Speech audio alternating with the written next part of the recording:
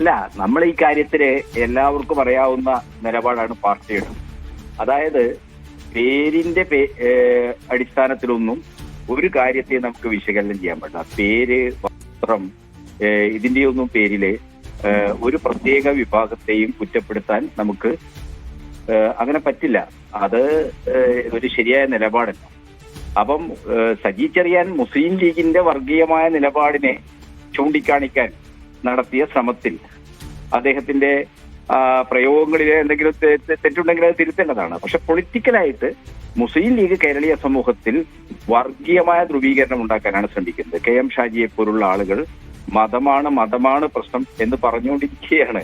മതം എന്ന് പറയുന്നത് ഒരു സെക്യുലർ സൊസൈറ്റിക്കകത്ത് വ്യക്തികളുടെ സ്വകാര്യ ജീവിതവുമായി ബന്ധപ്പെട്ട ഒരു വിഷയമാണ്. ഇഷ്ടമുള്ള മതത്തിൽ വിശ്വസിക്കാൻ, അത് ആചരിക്കാൻ, അത് പ്രൊപ്പഗേറ്റ് ചെയ്യാനുള്ള അവരുടെ അവകാശം. പൊളിറ്റിക്സ് എന്ന് പറയുന്നത് പൊതുസമൂഹത്തിന്റെ പ്രശ്നമാണ്. മതത്തിനപ്പുറത്ത് മനുഷ്യരെ എല്ലാം ഒന്നായി കാണുന്ന ഒരു സിവിൽ സമൂഹത്തിന്റെ പ്രശ്നമാണ്. ഒരു സിവിൽ സമൂഹ സങ്കല്പത്തിനെതിരായിട്ടാണ് ഈ അബ്ദുറഹിമാൻ കലായിയെ പോലുള്ള ആളുകൾ കുറെ കാലമായി കേരളത്തിൽ നടക്കുകയാണ്. സഖാവ് മുഹമ്മദ് റിയാസ് വീണയെ വിവാഹം ചെയ്തത് വ്യഭിചാരമാണെന്ന് വരെ പ്രസംഗിച്ചൊരു സമൂഹമാണ് കേരളം. നിഷാദ് അതൊക്കെ ഓർമ്മിക്കുന്നില്ലേ? അപ്പൊ മുസ്ലിം ലീഗിന്റെ വർഗീയമായ ഒരു അജണ്ടയെ വിമർശനമുണ്ടല്ലോ അതിനോടല്ല നമുക്ക് നിശിതമായ വിമർശനവുമുണ്ട്. ലീഗ് തന്നെയും അതിനെ തള്ളിക്കളയുന്നത് നമ്മൾ കാണുകയും ചെയ്തതാണ്. ശരിയാണ്, മുസ്ലിം ലീഗിനെ രാഷ്ട്രീയമായി വിമർശിക്കാനുള്ള നിങ്ങളുടെ അവകാശത്തെ ഒരാൾക്കും റദ്ദ് ചെയ്യാൻ കഴിയില്ല. പക്ഷെ അതിന് സജി ചെറിയാനെ പോലെ ഒരു പാർട്ടി സംസ്ഥാന സെക്രട്ടേറിയറ്റ് അംഗം, ഒരു മന്ത്രി, ക്യാബിനറ്റിലെ ഒരു മെമ്പർ, അദ്ദേഹം പറയുന്നത് കാസർഗോഡ് ജില്ലാ പഞ്ചായത്തിലും മലപ്പുറത്തും വോട്ട് ചെയ്ത ജനങ്ങൾ വർഗീയവാദികളായ ജനങ്ങളാണെന്ന് ധ്വനിയുള്ള വർത്തമാനം പറഞ്ഞല്ലോ. ആ പോയിന്റിലാണ് നമ്മൾ നിൽക്കേണ്ടത്. അതിനെക്കുറിച്ച് ചോദിക്കുമ്പോൾ പാർട്ടി സംസ്ഥാന സെക്രട്ടറി അദ്ദേഹം മൗനം അവലംബിക്കുകയാണ്, തള്ളി പറയാൻ തയ്യാറാവുന്നില്ല. നിങ്ങൾ ലീഗിനെ വിമർശിച്ചോളൂ, ലീഗ് വർഗീയ പാർട്ടിയാണെന്ന് പറഞ്ഞോളൂ.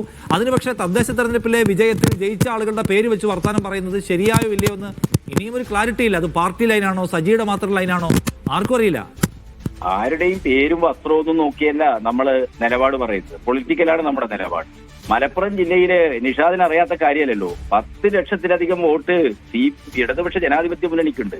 മലപ്പുറം ജില്ല വളരെ സെക്കുലറായ കൾച്ചറുള്ള വർഗീയ അജണ്ടയുടെ കൂടെ നിൽക്കുന്ന ഒരു ജില്ലയല്ല മലപ്പുറം ജില്ല.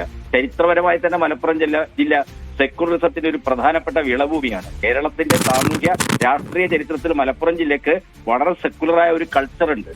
ഇപ്പോ കലാപത്തെ മുൻനിർത്തിയാണല്ലോ ഹിന്ദുത്വവാദികൾ മലപ്പുറം ജില്ലയെ മാപ്പിളസ്ഥാനാക്കാനുള്ള ശ്രമം നടത്തിയത്. അതിനോടൊക്കെ പൊരുതിയുന്ന മലബാർ കലാപത്തിലെ തന്നെ ഉജ്ജ്വല പ്രതിനിധാനങ്ങളാണ് ഈ വാരിയംകുന്നനും അലി മുസ്ലിയാറും ഒക്കെ. അവരുടെയൊക്കെ എത്രത്തോളം സെക്കുലർ നിലപാട് പുലർത്തിയവരായിരുന്നവർ നമുക്കറിയാം.